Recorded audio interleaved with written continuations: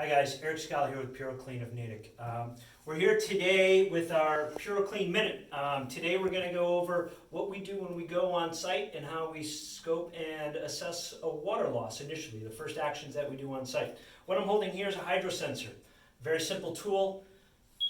It's got some probes on the end, measures whether there's any moisture. So as we go along, if we're looking at what area of carpet's been impacted, we'll just simply touch this with the floor, dry, dry, dry, wet.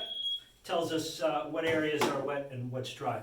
One of the other tools that we'll use often with scoping moisture in a wall, it's really a thermal camera, which you point, shoot, takes a video picture of it, and we see differences in temperature which may be attributed to moisture. One of the third tools that we use, which is very common, is really just a moisture meter. This can be used whether it's a scanner. We'll put on the wall, we'll find a dry area, we'll find an area that's dry, and we'll measure the moisture content there. As opposed to this area, which we know is wet, and we'll find the moisture content there. So we know which we have to get to balance the environment out.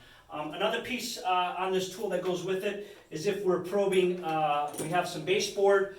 We have, again, two probes on the end here. We will attach this to here. We'll drill this into here, and we'll find out how much moisture is actually contained in these baseboards here.